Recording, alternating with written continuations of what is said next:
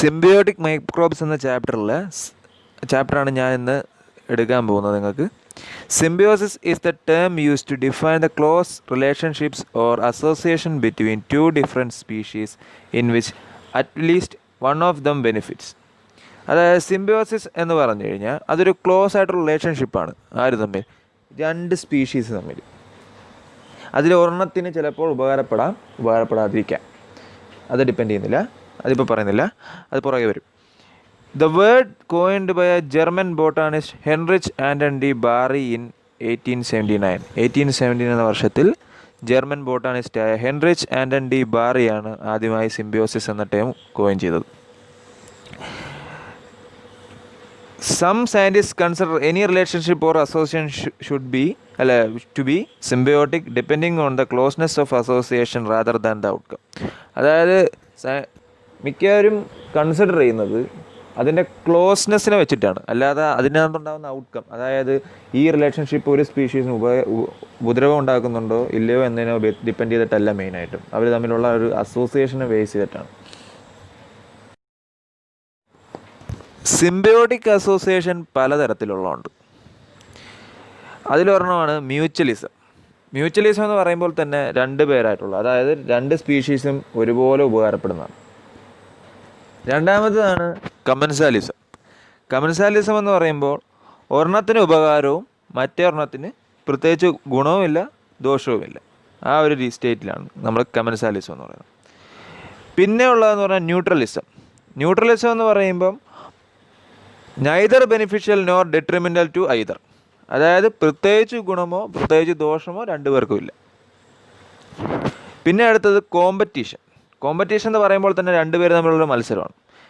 അതുകൊണ്ട് തന്നെ അത് രണ്ടുപേർക്കും ഒരുപോലെ ഹാംഫുള്ളാണ്. പിന്നെ അത് അമൻസാലിസം. അമൻസാലിസം എന്ന് പറയുമ്പോൾ ഒരാൾക്ക് പ്രത്യേകിച്ച് ഗുണമോ ദോഷമോ ഇല്ല, അതേസമയം വേറൊരാൾ മറ്റേ കൂടെ അസോസിയേറ്റ് ചെയ്ത് നിൽക്കുന്ന സ്പീഷീസ് ഹാം ചെയ്യപ്പെടുന്നുണ്ട്. പിന്നെയുള്ളത് പാരസൈറ്റിസം. പാരസൈറ്റിസം എന്ന് പറയുന്നത് ഒരു ജീവി മറ്റൊരു ജീവി ഹോസ്റ്റിൻ്റെ മേളിൽ ഇരുന്നിട്ട് അതിൻ്റെ ഫുഡും മറ്റും ഉപയോഗിച്ച് അതിൻ്റെ വളർച്ചയ്ക്കായിട്ട് അത് ഉപയോഗിക്കുന്നു. ആ ഒരു പരിപാടിയാണ് പാരസൈറ്റിസം എന്ന് പറയുന്നത്. ഇതിൻ്റെ എല്ലാത്തിൻ്റെ എക്സാമ്പിൾ നമുക്ക് ഈ മൈക്രോബിയൽ വേൾഡിൽ കാണാൻ സാധിക്കും. ഇപ്പോൾ ഒരു ഓർഗാനിസം വേറൊരു മറ്റേ രണ്ടാമത്തെ ഓർഗാനിസത്തിൻ്റെ, അതായത് രണ്ടാമത്തെ സ്പീഷീസിൻ്റെ പുറത്താണ് സ്ഥിതി ചെയ്ത് അസോസിയേറ്റ് ചെയ്യുന്നതെങ്കിൽ അതിനെ നമ്മൾ എക്ടോസിംബയോട്ടിക് അസോസിയേഷൻ എന്ന് പറയും. അതേസമയം ഒരാൾ മറ്റേതിൻ്റെ അകത്താണ്, അതായത് ഇപ്പോൾ ഒരു സ്പീഷീസ് മറ്റേ സ്പീഷീസ് അകത്തിരുന്നാണ് ഈ ഒരു സിംബയോട്ടിക് റിലേഷൻഷിപ്പ് നടത്തുന്നതെങ്കിൽ അതിനെ നമ്മൾ എൻഡോസിംബയോട്ടിക് റിലേഷൻഷിപ്പ് എന്ന് പറയും. Symbiosis of microbes with microbes. അടുത്ത് നമ്മൾ പറയാൻ പോകുന്നത് മൈക്രോബിയൽ വേൾഡിലുള്ള സിംബയോട്ടിക് റിലേഷൻഷിപ്പിനെ കുറിച്ചാണ്. മ്യൂച്വലിസ്റ്റിക് എൻഡോസിംബയോസിസ് ബിറ്റ്വീൻ പ്രോകാരിയോട്സ് ആണ് അതിലൊന്ന്. It has been hypothesis that the mitochondria and plastid seen inside eukaryotic cells are a continuation of endosymbiotic association between prokaryotes and prokaryotes, an association which has withstood the test of evolutionary pressure.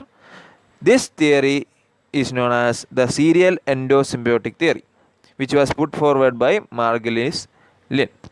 അതായത് ഇപ്പോൾ ഈ മാർഗുലിസ് Lin എന്ന് പറഞ്ഞ ഒരാൾ ഒരു serial endosymbiotic theory propose ചെയ്തു. ഇതിൻ്റെ ഭാഗമായിട്ട് മൈറ്റോകോൺഡ്രിയനും പ്ലാസ്റ്റിൽസും എന്നൊക്കെ പറയുന്ന നമ്മുടെ സെൽ ഓർഗനൽസിൽ ഇപ്പോഴത്തെ യൂകാരിയോട്ടിക് സെല്ലിൽ കാണുന്ന അവയൊക്കെ ഒരു പ്രോകാരിയോട്ടിക് സെൽസ് ആയിരുന്നെന്നാണ് പറയപ്പെടുന്നത്.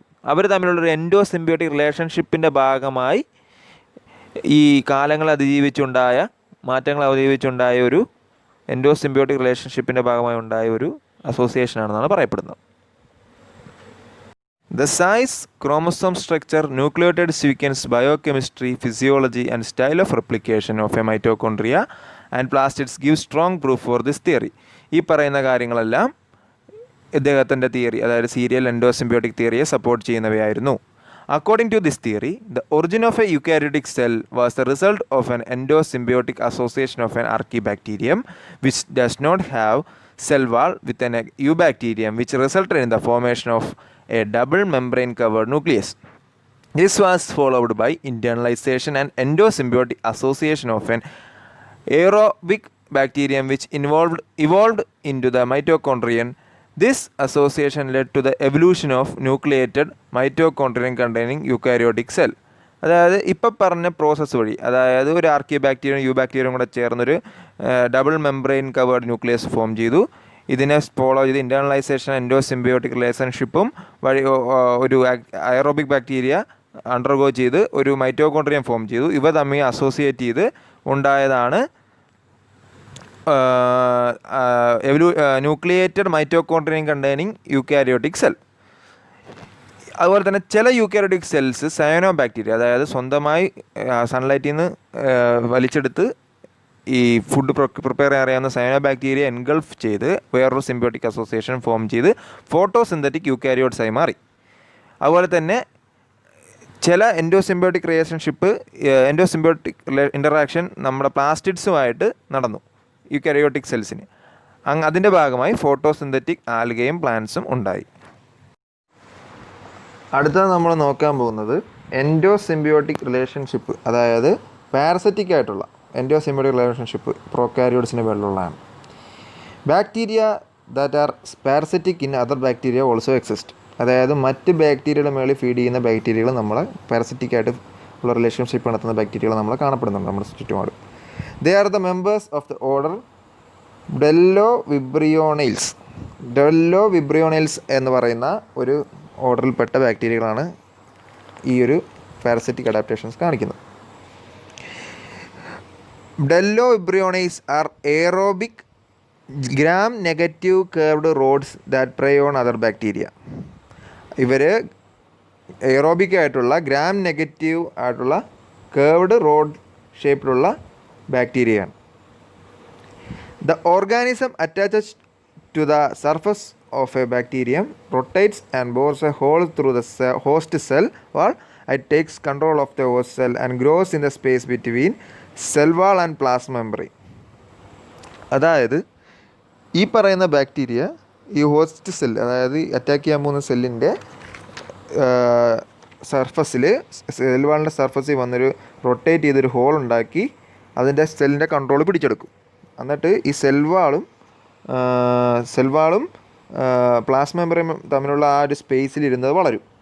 ഇതിൻ്റെ ഭാഗമായി ഈ ഹോസ്റ്റ് സെല്ല് കൊല്ലപ്പെടും. ഇതിനായിട്ടുള്ള എക്സാമ്പിൾസാണ് ബിഡെല്ലോ വിബ്രിയോ ബാക്ടീരിയോറസ്, പിന്നെയുള്ളത് ബാക്ടീരിയവോ വോറാക്സ് സ്റ്റെറി, വാംബിറോ വിബ്രിയോ ക്ലോറല്ലവോറസ്. ഇതൊക്കെയാണ് ഇതിൻ്റെ എക്സാമ്പിൾസ്. അടുത്ത് നമ്മൾ പറയാൻ പോകുന്നത് ബാക്ടീരിയോഫേജസിനെ കുറിച്ചാണ്. ബാക്ടീരിയോഫേജസിനെ കുറിച്ച് ഡീറ്റെയിൽ ആയിട്ട് 8ാമത്തെ ചാപ്റ്ററിൽ നമ്മൾ കാണുന്നതാണ്. ഇതിലൊരു ജസ്റ്റ് ഒരു മെൻഷൻ ചെയ്യുന്നതേ ഉള്ളൂ. ബാക്ടീരിയോഫേജസ് എന്ന് പറഞ്ഞു കഴിഞ്ഞാൽ ബാക്ടീരിയയെ അഫക്റ്റ് ചെയ്യുന്ന വൈറസസിനെയാണ് ബാക്ടീരിയോഫേജസ് എന്ന് പറയുന്നത്. ഇതിൻ്റെ ഭാഗമായി ബാക്ടീരിയ കൊല്ലപ്പെടുന്നുണ്ട്. ഈ ബാക്ടീരിയ അഫക്റ്റ് ചെയ്യുന്ന ഈ വൈറസ് അതിൻ്റെ ജീനോം ഈ ബാക്ടീരിയയുടെ അകത്തേക്ക്, ക്രോമസോമിൻ്റെ അകത്തേക്ക് കടത്തി വിടുകയും, പക്ഷേ പുറത്ത് പ്രത്യേകിച്ച് എഫക്റ്റ് ഒന്നും അത് കാണിക്കത്തില്ല. അതിൻ്റെ ഫലമായി ബാക്ടീരിയ പതിയെ ലൈസിസ് എന്ന പ്രോസസ്സിലൂടെ നശിപ്പിക്കപ്പെടുന്നു. അടുത്ത നമ്മൾ ഒരു സിംബയോട്ടിക് റിലേഷൻഷിപ്പ് ആരൊക്കെ തമ്മിൽ, ബാക്ടീരിയയും ഫഞ്ചയും തമ്മിലുള്ളത് ആണ് നോക്കുന്നത്. In several environments especially in the soil ecosystem, fungi which are saprophytes produce toxins that have antibiotic properties. These antibiotics kill bacteria which are then digested and absorbed by the fungi. A common example is the fungus Penicillium notatum which produces penicillin. ഇത് നമ്മൾ പറഞ്ഞ കണക്ക് തന്നെ penicillin എന്ന് പറയുന്ന മരുന്ന് നമ്മൾ antibiotic നമ്മൾ യൂസ് ചെയ്യുന്നതാണ്. ഇതുണ്ടാക്കുന്ന ഫംഗസാണ്.